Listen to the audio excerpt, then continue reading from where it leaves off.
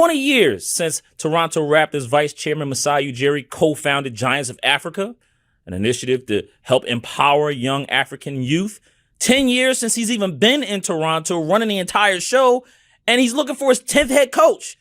Hello, everyone. This is Jabari Young, senior writer here at Forbes, and in a minute, I'll be talking to Toronto Raptors Vice Chairman Masai Ujiri about all he has going on. Again, the Giants of Africa celebrating his 10 years just being in Toronto, running this ship. He helped got into a championship in 2019. Toronto Raptors Vice Chairman Masai Ujiri talking business with him right now. You know, I'm catching you, I guess, in a very interesting time, business time, transition-wise.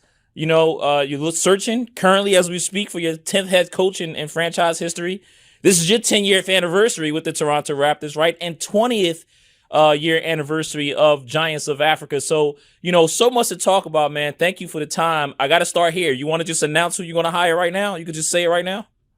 We're announcing you. We're announcing you. We're hiring you as the head coach. Man, I am privileged, man. Unfortunately, I have to turn it down because, you know, the type of stuff you're looking for, I don't think I'm up to it. I covered the Spurs for 5 years, so I got a little bit of pop in me, but I'm not ready for the challenge, man. I would love to be your assistant, though. I can make that happen. No, we're getting you an interview. You better come down here and interview with us. Well, I appreciate that, man. You know, listen, take me right now, you know, before we hop into the business.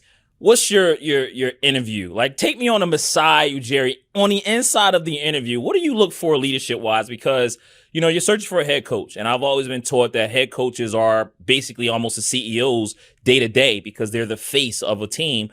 So when you're in those interviews and you're searching for the next head coach, what leadership qualities are you seeking? Leaders, basketball acumen, many things that, you know, I don't know if I can really get into, you know, like right now, because I think our team is at a specific place and we're still, you know, like discussing with candidates, you know, like right now. So I prefer not to, you know, because we're kind of like right in the heat of it. But, you know, leaders, basketball acumen and dealing and the everyday of, you know, dealing with all sorts of departments that we run here, starting with the most important, which will be the players, you know, and how you coach them and teach them. Yeah. You know, you have a phenomenal, brilliant basketball mind on your staff in Wayne Embry. And, you know, every chance I get, I always pick this brother's brain. And he always taught me about culture and about character. When you're building a culture and you're searching for the perfect people, you need to have that character. And I learned that in San Antonio, too. Culture and character, those are two things that really mean a lot to you, right? And so that character part, like, what do you seek when you're looking at players? Because right after you hire a head coach, the draft is coming right up this month.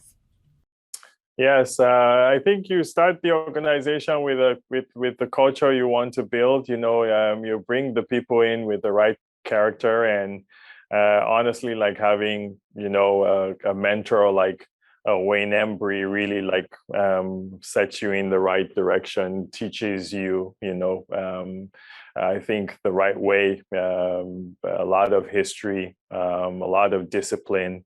A lot of human interaction. He's been incredible, a sounding board. And then when you build your team overall, you know, people are going to bring different kinds of cultures, different types of backgrounds, you know, different types of personalities, and how do you like match them all together, you know, like, and we as leaders, including, you know, like that head coach, you know, like have to be, you know, like very, very in tuned with this and how, you know, like you manage people on a day-to-day basis and interact with people. It's a lot of human interaction, and you're absolutely right. Culture and character come like right off the bat. Yeah. Well, listen, when you look at culture and character, one of the teams that you helped mold and the Denver Nuggets are right now playing in the NBA Finals. When you look back and you see that team right now, it's the first NBA Finals right now, you kind of help facilitate when you traded Carmelo, you know, years ago to get some of those assets that they were able to build, and now they have a championship team. You smile when you look at the Denver Nuggets and say, man, you know what? That's good to see because, again, you played a big hand in that.